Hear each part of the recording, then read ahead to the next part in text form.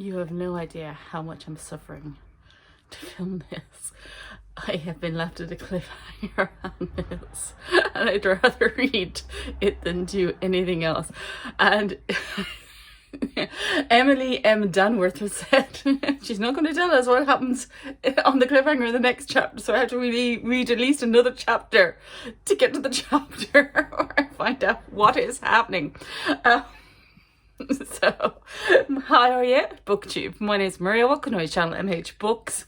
Welcome to a fairly sunny-ish Friday, as you can see behind me. Filming in my lazy location. And it's a bank holiday weekend. I didn't realise it was a bank holiday weekend this morning. Until somebody else wished somebody else a good bank holiday weekend. So bonus day off on Monday. Yee. Glad I found out mine and I didn't go into the office on Monday, because Monday is one of the days I often go in. Locally in Ireland, good news. We've had, well, good-ish news. Looks like lockdowns are going to start to be eased off a little bit by the middle of May. So that hairdressers, please, will be open in the middle of May. So maybe towards the end of May before you can get an appointment. Yes. And the budgie thinks I need it too, because, you know, hair gets everywhere. Not like feathers. And bookshops and things will be open then, but libraries also will be open in the middle of May, which is a good thing. Long list of books that I want, and I can't add them because they've turned off their online system at the moment. You can just see what you've already ordered, and they've had it all turned off since Christmas. So even to bring my library books back would be good. So yeah, maybe I'll start with there. I just have to go and get the book. It's over there, but I'll start with this one. I've been listening to books on CD in my car, which I got from the library.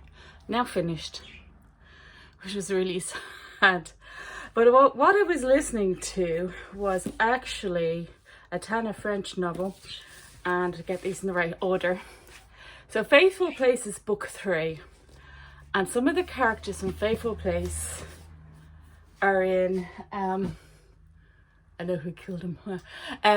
This is my copy of the book, but I listened to it on the CD in the car.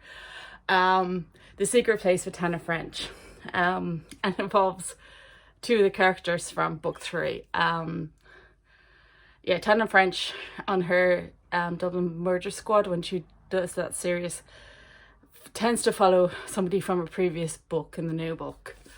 So we're not stuck, but I love these books, okay?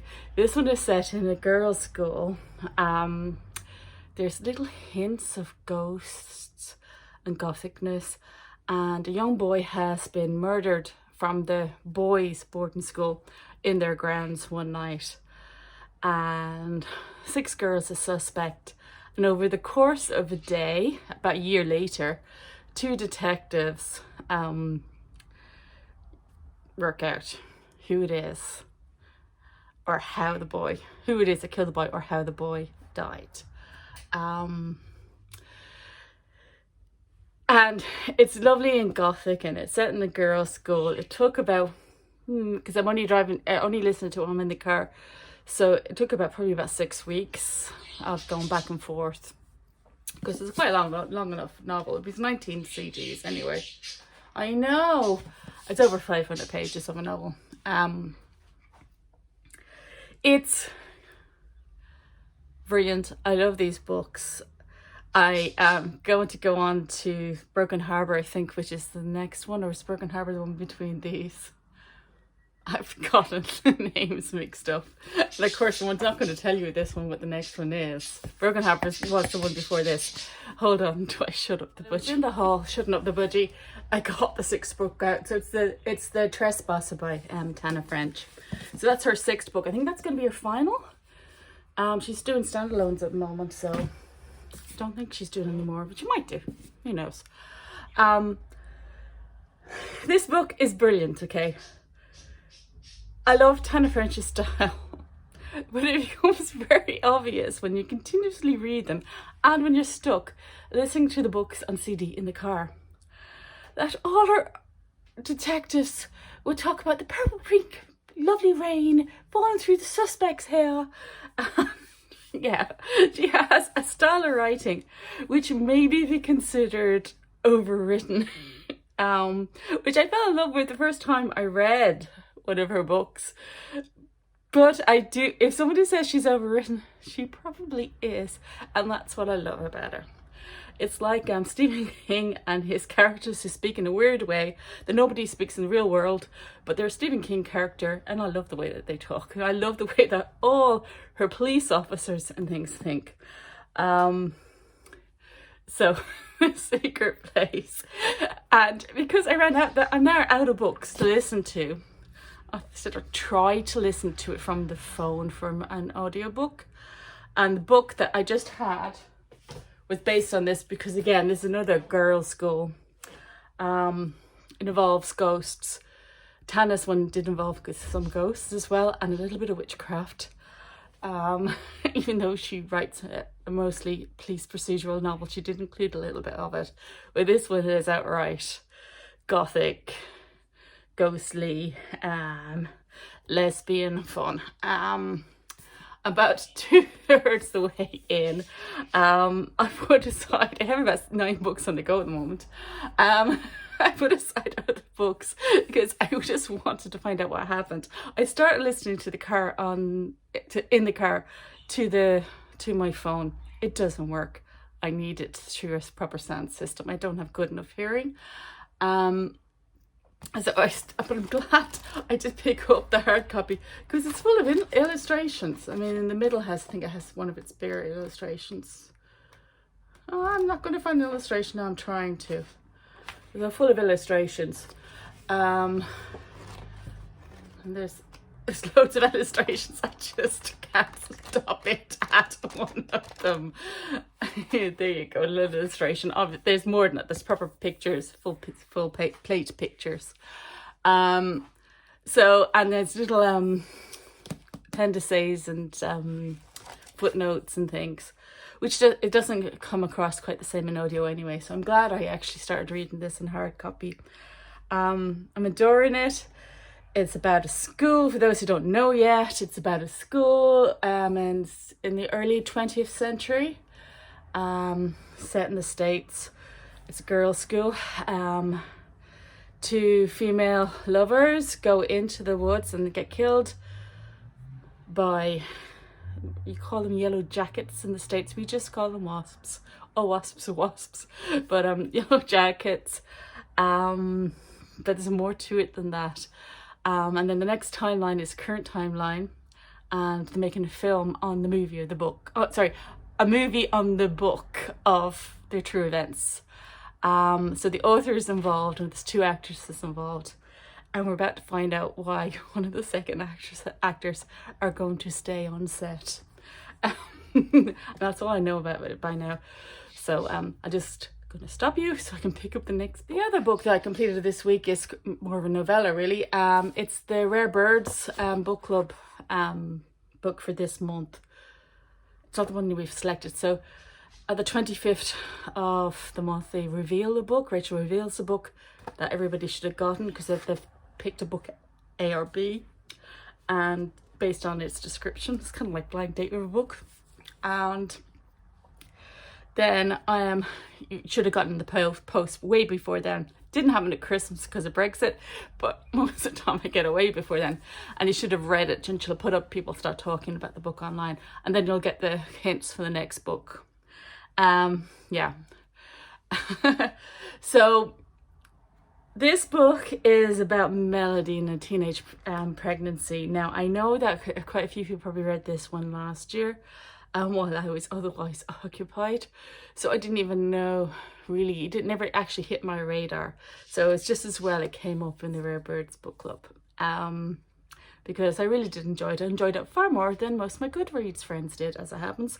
Most of them rated it from mediocre to, yeah, it's okay. I really enjoyed it.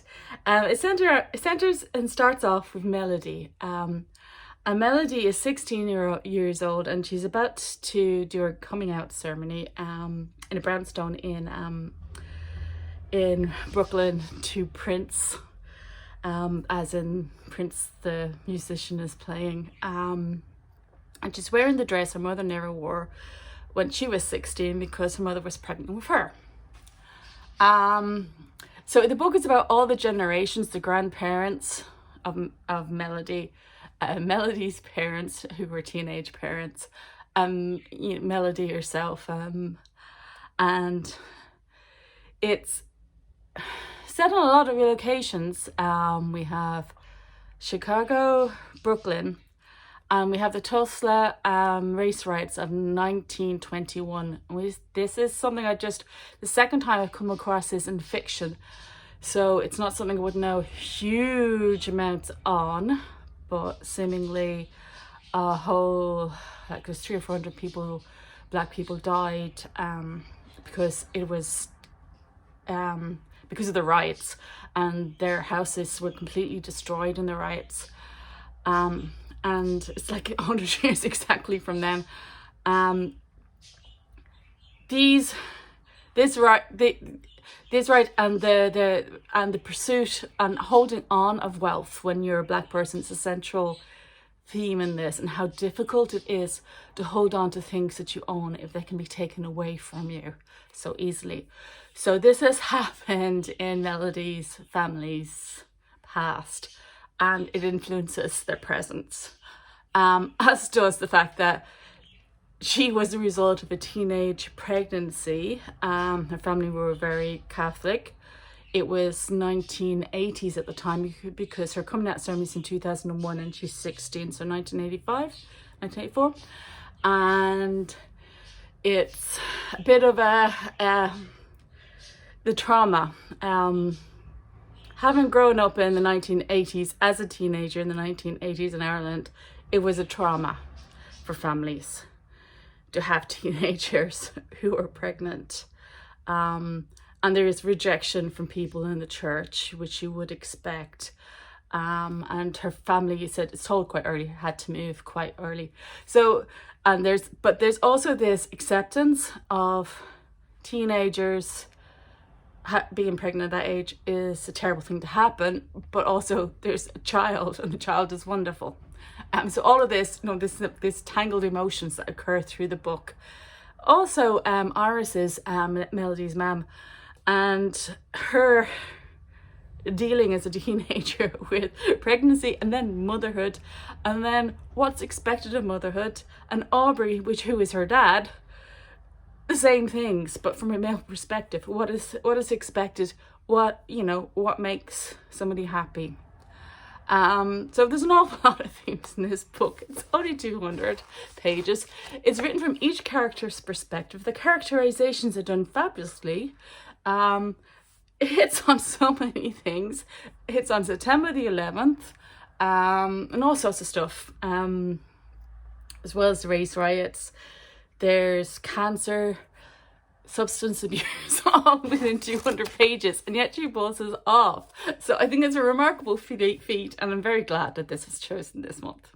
One of the things I'm reading is from Melanie and Mel's Bookland Adventures. I always say the wrong way around. Melanie and Mel's Bookland Adventure is, I think it's tomorrow, she will be, or so it might be today by the time this thing uploads, is doing a talk on her and a book club for children of the New World, a novel of the Algerian War by Assia Djebar. I've gotten this far in. It arrived yesterday, maybe the day before, so I don't have time to finish it. I read about 38 pages, and I understand it's very well written, but I'm not feeling it at the moment. So I'm not going to force a book I'm not feeling at the moment, and there's no chance. I ordered this 60 days ago. I ordered it 2 months ago. It was dispatched 50 days before it was delivered. Unbelievably bad. delivery service, and will not be ordering anything from the US again until they can actually remember to use airmail, or at least give it as a option, because surface mail to anywhere in Europe they can get to, and then transferring over to Ireland, not going to work, obviously. I wasn't going to bed, muddled up my hair. The first woman is something I haven't picked up yet. It's for the Jaqueline Award. I have to read this, so I really do need to pick that up soon. They're not doing the winner's announcement until the 25th. And so I am partway through my Diary from the Lions, Rachel Long. I think I had read everything else from the shortlist, so I should be okay. So that's it. I hope whatever you're reading that you're enjoying it. And until next time, bye.